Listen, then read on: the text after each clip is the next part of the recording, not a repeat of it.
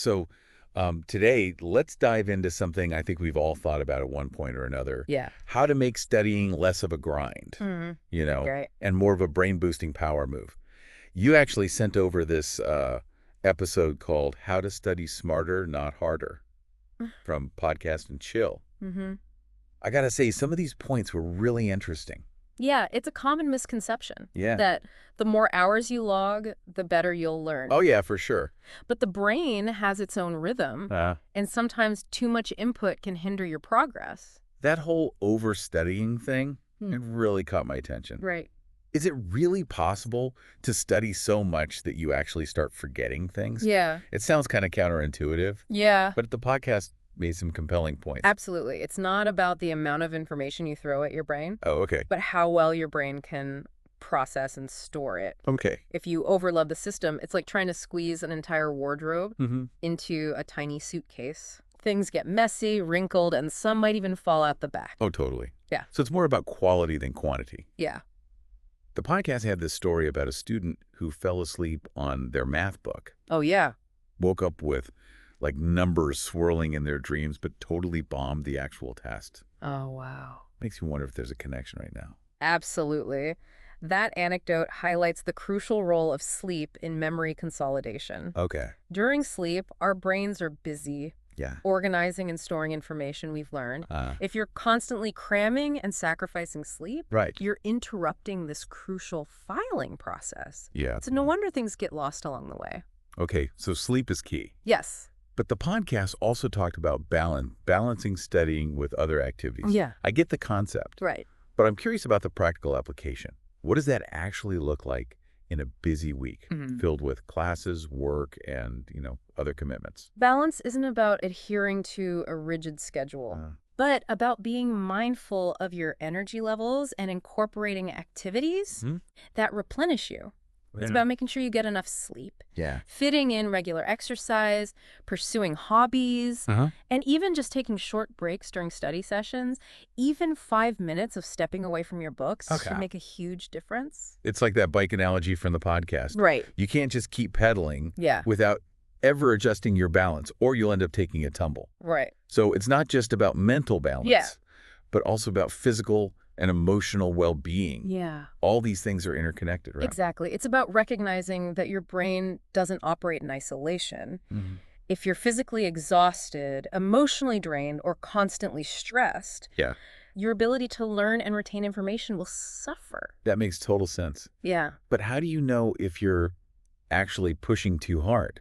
Right. Is it just having a tough day, Yeah. or are there specific signs that you're actually overdoing it? Mm-hmm. Like, what are the red flags that it's time to step back and reevaluate your approach? The podcast highlighted some telltale signs Okay. that you might be in the overstudying danger zone. Oh, okay. Feeling constantly tired even after a decent night's sleep is a major red flag. Your body is sending you a signal Right. that it needs rest. Okay. Another sign is persistent anxiety or stress related to studying. Yeah. You might notice yourself feeling overwhelmed, irritable, or having difficulty focusing. It's like you're becoming that stressed out zombie the podcast mentioned. Yeah, You're going through the motions, but your brain is basically fried. precisely. Yeah. And if you find yourself losing interest Yeah. in the subject you're studying, that's another sign that you might be pushing too hard. It's like your brain is hitting the snooze button Uh-huh. because it's overloaded. Okay. It's important to remember that these signs aren't failures. Yeah. They're valuable feedback. They're telling you Right. that it's time to adjust your approach. That shift in perspective is so important. Instead of seeing those signs as weaknesses, Right. we should see them as helpful signals to course correct. Exactly. Okay, so let's get into the nitty-gritty.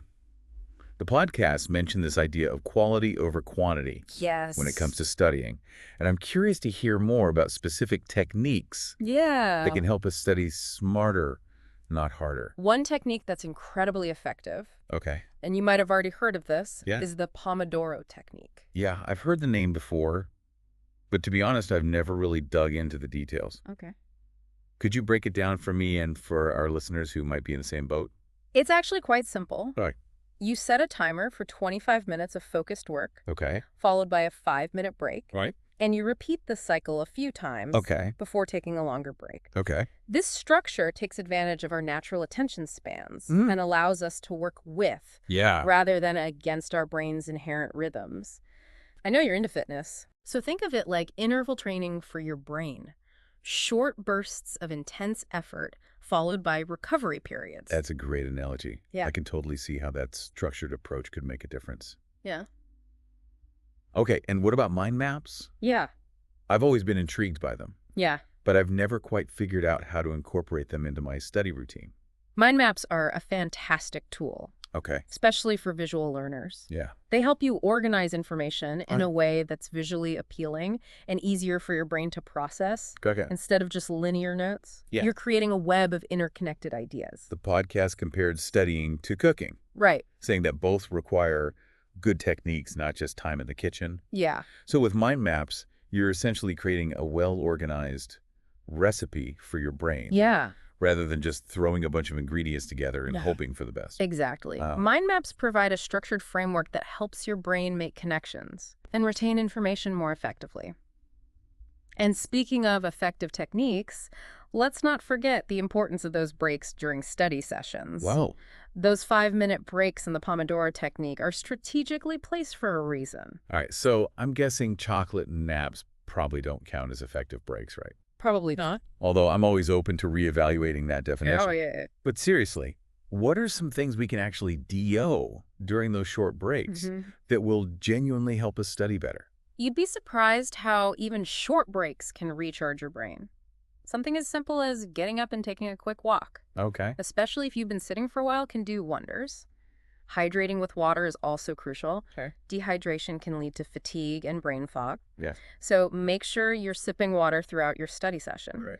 And if you're feeling overwhelmed, listening to calm music or practicing a few minutes of deep breathing can help reset your nervous system. It's like when your phone is running low on battery. You can keep pushing it, but eventually it's going to shut down on you. Yeah. You need to recharge it to keep it functioning properly. Right. Our brains are no different. That's such a great analogy. Yeah. We often expect our brains to function at peak performance without giving them the necessary downtime to recharge. Right. But just like any other system in our body, our brains need breaks to function optimally.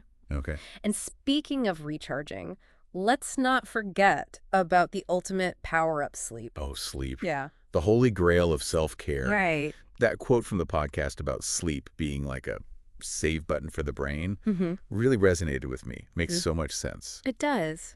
But it's something I definitely struggle with sometimes. Yeah. You know, that whole getting enough sleep thing. Right. Yeah. Sleep is absolutely essential for learning and memory. When we sleep, our brains work behind the scenes to solidify the information we've learned during the day. It's like hitting that save button and making sure those files are securely stored. Pulling all-nighters might seem like a good idea in the moment. Yeah. But you're essentially depriving your brain of the time it needs to process and consolidate that information. Okay. I'm definitely guilty of romanticizing the all-nighter. Especially during those intense study crunches. Yeah. But it sounds like consistency is key when it comes to sleep right. It is. I know the temptation to slap in on weekends is strong. Sure. But is it actually detrimental to our learning if we're not consistent with our sleep schedule? Having a regular sleep routine is incredibly beneficial. Okay. Not just for your physical health, but for your cognitive function as well. Okay. When you stick to a consistent sleep schedule, your body gets into a rhythm and your brain knows when to expect those crucial periods of rest and restoration. That makes a lot of sense. I love that analogy in the podcast about finding your study limit. Yeah. Being like figuring how much pizza is the perfect amount for you. I'm definitely a 2-slice and I'm good kind of person. That's a great analogy. Yeah. Everyone's capacity and learning style are different. It's about listening to your own body's cues. Okay. And not comparing yourself to others. Right. Just like eating too much pizza can make you feel sick. Yeah. Pushing past your study limit can have similar negative effects on your learning and overall well-being. Yeah. So it's about finding that sweet spot where you're challenging yourself without overwhelming yourself. Yeah. I like that. It's about being mindful and self-aware. Exactly. Experimentation is key here. Okay. It's about finding that balance of study rest and other activities that feels sustainable and effective for you. Yeah. Your study routine should energize you, not drain you. Well, I think we've covered some really important ground here, and I'm already starting to rethink my approach to studying. It seems like the biggest takeaway is that studying smarter, not harder, is all about. Yeah. It's about understanding and respecting your brain's unique capabilities and limitations. Instead of forcing it to operate like a machine, Yeah. we need to treat it more like a high-performance athlete, providing it with the right fuel, training, and recovery time. So we're essentially coaches for our own brains. Yeah.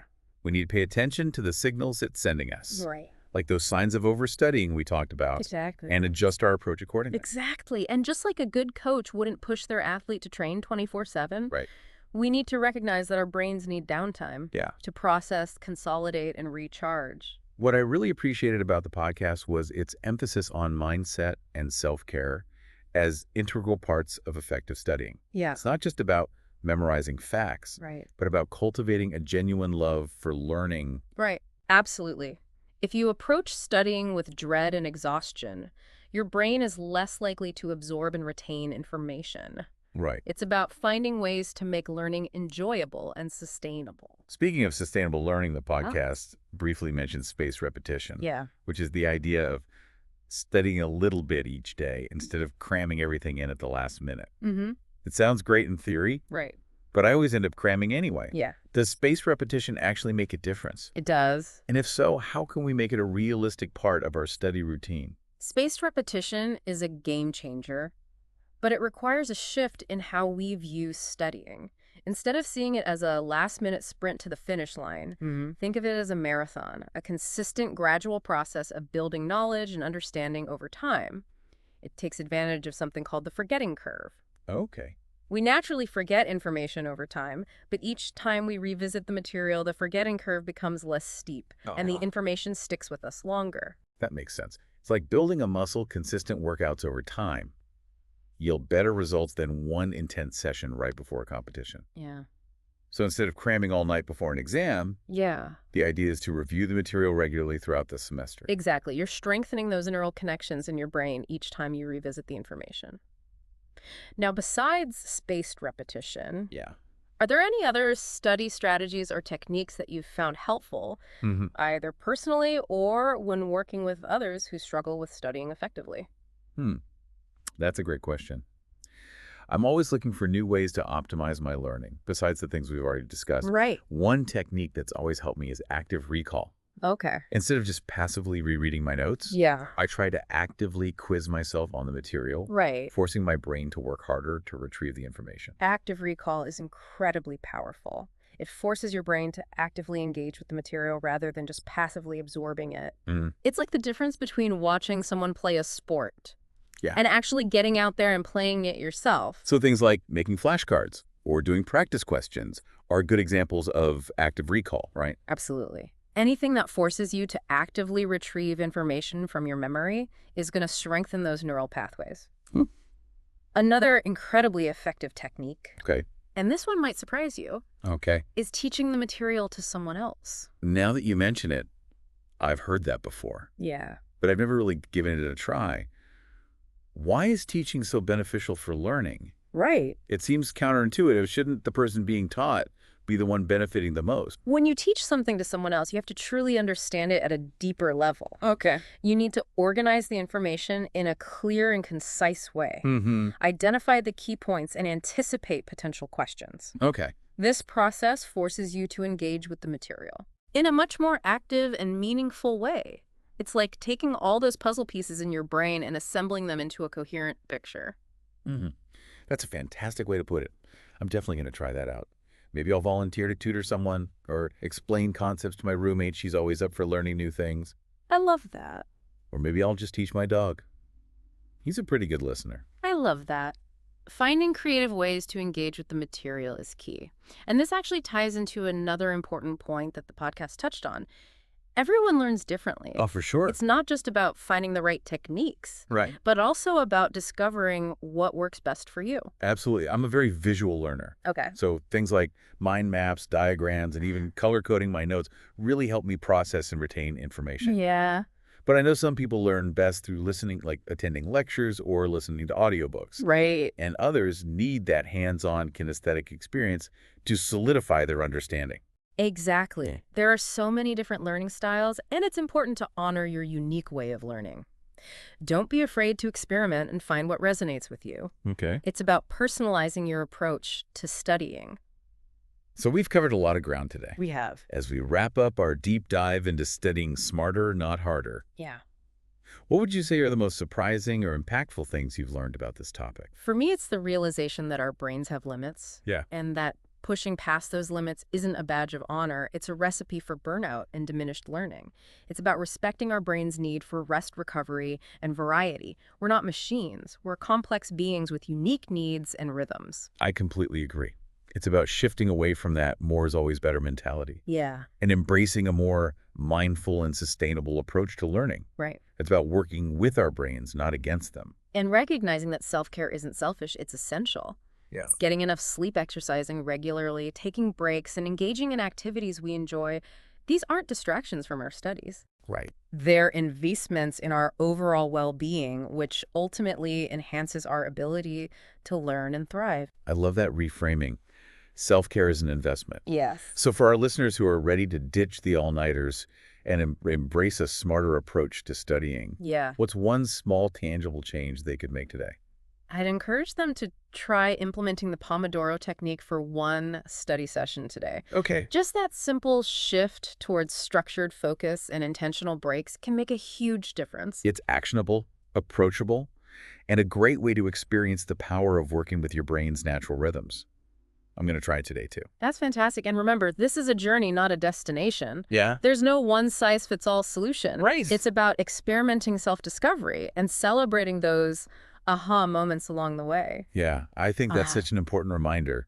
It's like a journey of self-discovery when it comes to figuring out how to learn best. It is. It's not about reaching some like magical endpoint where you suddenly become a study guru, right. but about those little aha moments, those breakthroughs where things finally click and you feel that sense of, hey, I'm actually getting this. Exactly. And it's about celebrating those small victories along the way because they add up to something much bigger over time. Right. It's like building a solid foundation for a lifetime of learning. So as we wrap up this deep dive, Yeah. I'd love to hear from our listeners. What are some of their study struggles? What techniques have they tried? What's worked for them and what hasn't? We can all learn from each other's experiences. I'm always fascinated by the different approaches people take to learning. Yeah. It's a constant reminder that there's no one right way to study. Right. What works brilliantly for one person might not resonate with another. For sure. It's all about finding what clicks for you. This is a collaborative learning journey. Yeah. And we're all in this together, figuring things out as we go. Yeah. So as you're listening to this, I want you to think about one small change you can make today to study smarter, not harder. Absolutely. It's one thing. Maybe it's trying out the Pomodoro technique for the first time or incorporating more active recall into your study sessions. Or maybe it's simply prioritizing sleep and making sure you're giving your brain the rest it deserves. Whatever it is, even a small change can make a big difference over time.